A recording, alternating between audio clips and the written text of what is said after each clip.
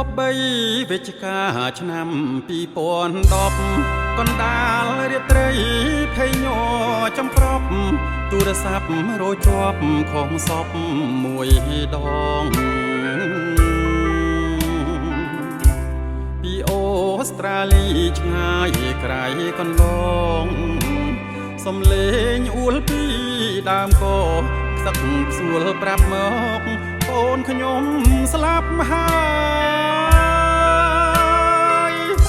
ថាទៅសប្បាយប្រែคล้ายមានទុកមាច់ជរាជតាមផ្ដាច់ជីវិតម្ដេចព្រំលិខិតពុំមានមេត្តាឲ្យប្អូនប្រុសខ្ញុំព្រាត់ពីគ្រួសារកូនប្រុសរស់រងទុក្ខាក្នុងវដ្តសង្សារមហាធំធេ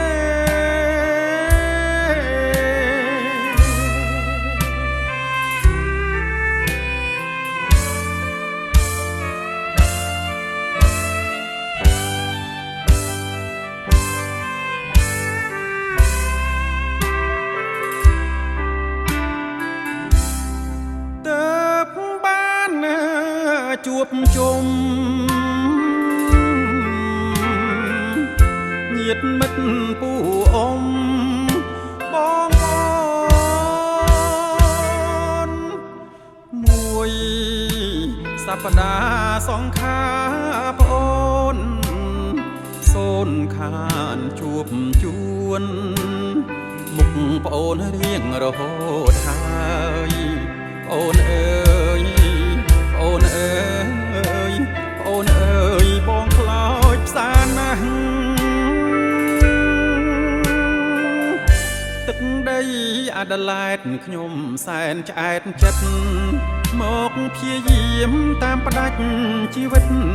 អ្នកធៀបតកពិតគ្មានចិត្តករុណាសូមវិញ្ញាណខានប្អូនទៅកាន់ភពណារួចផុតពីក្តីទុក្ខា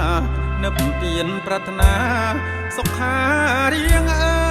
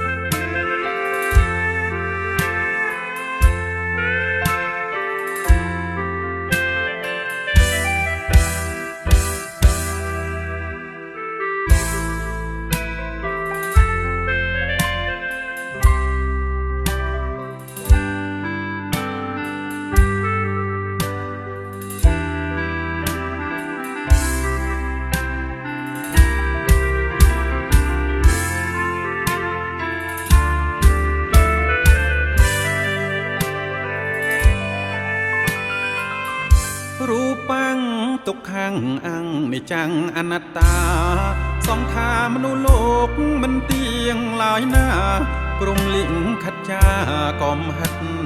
ដូច្នោះសូមវិញ្ញាណខានប្អូនទៅឲ្យបានសុខ